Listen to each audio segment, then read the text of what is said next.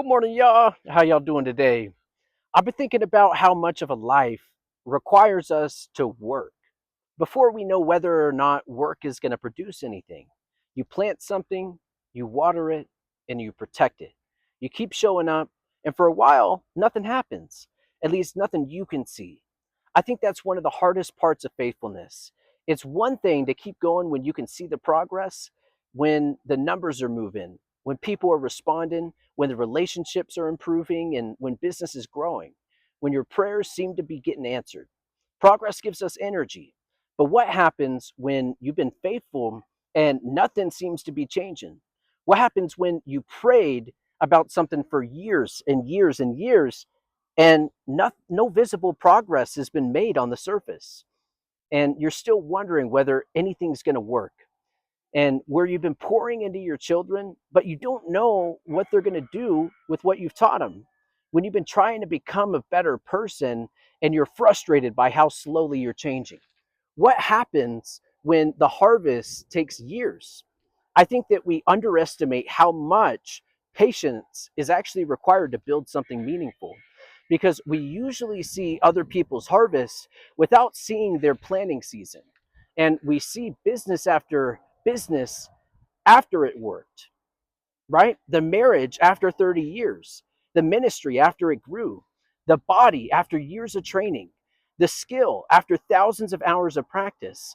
And because we see the result all at once, we imagined that the whole process happened all at once and that all the success just came in one fell swoop. And that's just how it was. It usually didn't, though. There were probably years that nobody saw, years when quitting would have made perfect sense, years where you would have wondered if any of it mattered. And that's what I've been thinking about, because seeds are strange. You put something valuable into the ground and then you cover it with dirt. For a while, it actually looks like you've lost it. You can't see what's happening anymore. And if you didn't understand how seeds work, you might assume that nothing is happening, but beneath the surface, something has begun. Roots are taking form and taking place. Growth is taking place, life. And just because you haven't seen progress, it doesn't mean that there wasn't any progress in the first place. And I think God works like that sometimes. There are seasons where what He's doing is in us or through us is mostly just underground stuff. And I don't like those seasons very much, and I'm sure you don't either. I like visible progress. I like knowing. I like being able to point something and say, see, it's working.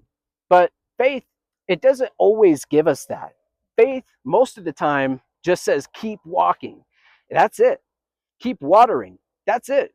Paul wrote, I planted the seed, Apollos watered it, but God has been making it grow. And I love that verse because it puts responsibility in its proper place. Paul had a job, plant, and Apollo had a job, water. But neither could make the seed grow. God did that. And I've been thinking about how much peace there is in understanding that distinction. Because I can plant, I can water, I can work, I can prepare and learn, I can love and teach and pray, I can show up. But there are outcomes that I cannot manufacture. And sometimes I exhaust myself trying to do God's part too, when at the end of the day, God's part is for God alone.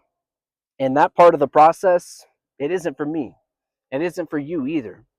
So I want to control where the seed breaks through the ground, right? I want to control how quickly it grows and whether the harvest looks plentiful or whether it doesn't. And maybe God is saying that's not your job. Your job is faithfulness. Growth belongs to me, says God.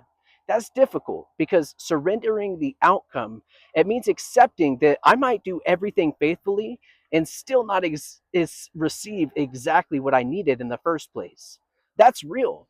Faith isn't a formula where we can insert obedience and God owes us a result that we've requested. Sometimes the harvest looks different. Sometimes someone else's harvests what we planted in the first place. Sometimes we actually don't see the result of our hard work at all. And I know that could be difficult for me. It could be difficult for anyone watching this video, mainly because, we put in all the hard work and we just don't see it. Hebrews talks about people who live by faith and died without receiving everything that had been promised during their lifetime. That's sobering because we've turned faith into something very immediate sometimes. Believe and watch what happens. Obey, and here comes the breakthrough. Pray and expect the door to open. And sometimes it does, but sometimes faithfulness looks like Abraham waiting, Joseph in prison, David knowing that he'd been anointed king while still running for his life, Israel waiting generations for the Messiah. God does not seem nearly as comfortable or uncomfortable with long timelines as I am. I've had to learn that. I want God to hurry, and God seems interested in what the waiting is producing in me. And maybe the harvest isn't the only thing growing. Maybe I am too. My patience is growing, my character is growing, humility is growing, dependence on God is growing. So even wisdom is taking its time to grow. And maybe if God gave me the harvest immediately, I'd receive the thing without becoming the person that was actually capable of carrying the thing. And you don't want to get to that point where you receive it, but you're not the person who can steward it and keep it. And that's worth thinking about. We spent so much time asking God to change our circumstances. Sometimes He's using the circumstances to change us. And that doesn't mean that every delay is God intentionally withholding something. Life is complicated. Sometimes a plan isn't working because it's simply a bad plan. Sometimes we need to change direction altogether. Sometimes wisdom means stopping. Faithfulness isn't blindly just doing the same thing forever and ever, calling it trust. We should evaluate, listen, seek counsel, and adjust. That's part of stewardship too. But there's a difference in changing direction because wisdom requires it, and quietly and quitting simply just because the result is not happening quickly enough. And I want to learn that difference because in patience, it can dig up seeds. Imagine you're a farmer and you plant your seeds and you go out every single day to dig it up to see if it grew a little bit. When you dig up seeds, it disrupts the whole process. Those seeds needed another season. And I've thought about that with parenting. You can pour things into your children, but you don't know exactly what they'll remember. You teach them, you correct them, you love them, you pray for them, and you try to model something worth following for them. But then eventually, they become people who make their own decisions. You can't control their harvest. That's humbling though. But you can plant. You can create a home where they knew that they were loved. You can let them see what repentance looks like. You can teach truth. You can be present in their life and you can pray. Then you have to trust God with what grows. The same is true when we help people. Sometimes you say something and it makes no difference whatsoever.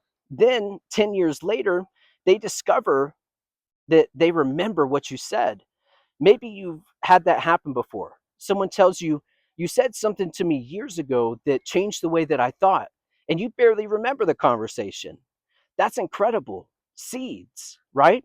We don't always know where they land, and that's one of the reasons that I don't want to measure the value of everything by immediate results. Our world is obsessed with metrics.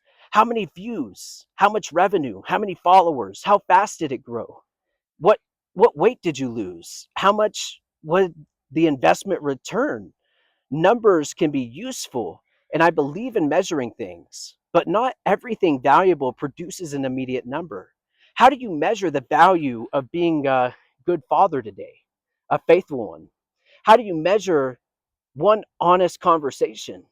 How do you measure a prayer nobody heard? How do you measure teaching someone something that they'll understand 10 years from now? Some things have delayed returns, and some of the most important investments we make may have the longest ones. And I've started thinking about trees too. If you plant a tree, you may wait years before sitting under its shade. And there are people who plant trees knowing someone else will probably sit beneath them and eat the fruit. I love that picture because that's legacy. Doing something today whose full benefit may belong to someone else tomorrow. Maybe your children, maybe their children, maybe someone you've never met. That's a completely different way to think about success. Instead of asking, how quickly can this reward me? We start asking, is this worth planning? That's a better question, because if something is worth planning, then maybe it's worth planning even when the harvest isn't immediate or isn't even for us in the first place. A strong marriage is definitely worth planning. Wisdom in your children is worth planning. Health is worth planning. So is character. Knowledge is also worth planning. Generosity is worth it. A reputation for honesty, a life with God. And none of those things are built overnight. I think one of the greatest dangers of impatience is that it can make us abandon good things before they have enough time to become beautiful. We get bored, discouraged, distracted. Sometimes something never appears. So we leave one field and we start planting somewhere else, then another, and eventually we have 100 fields and no harvest. Sometimes you need to stay. Sometimes the grass isn't always greener on the other side. It's greenest where you water it, and it's greenest where your feet are standing. You need to keep watering the same ground. That's not glamorous, but neither is farming most days. You plant, you water, you pull weeds, you protect what's growing, and then you wait. Then you do it again. That's probably why scripture uses agricultural imagery so often, because spiritual growth looks a lot more like farming than flipping a switch. James tells us to consider the farmer. He waits for the precious crop, patiently waiting for the rains. Then James says, you too, be patient and stand firm. Maybe somebody listening to this is in that season. You've been planting, you've been watering, and maybe you're tired. And you thought that further along the way, you'd be further along the way than you are right now. Maybe with your career, your finances, maybe just with your faith and your relationship with God. Maybe you thought that you'd be a lot further along than you are. Maybe with your family, or something in your life that you're building, something that you've been praying for.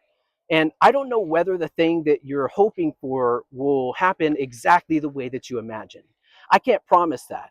But I can tell you this: slow doesn't mean worthless, hidden doesn't mean absent, and waiting doesn't mean that nothing's happening. So I want you to evaluate your situation honestly. I want you to take everything that you're thinking should have already happened by now with a grain of salt, right? Make changes where wisdom requires them, but if the seed is still good, don't dig it up simply because you're impatient. Keep waiting. And while you're waiting, pay attention to what God is growing in you too, because maybe years from now, you'll finally stand in a field that looks completely different and realize that the harvest wasn't the only miracle. The person who learned how to wait for it was one too. And maybe that's part of faithfulness, planting something good, watering it, doing everything God has actually given you responsibility for, and then opening your hands and saying, God, I can't make this grow, but you can. So I'll be faithful with the planting and I'll trust you with the harvest, even if it takes years. So that's the lesson for today. And until the next one, man, hey, peace. Much love.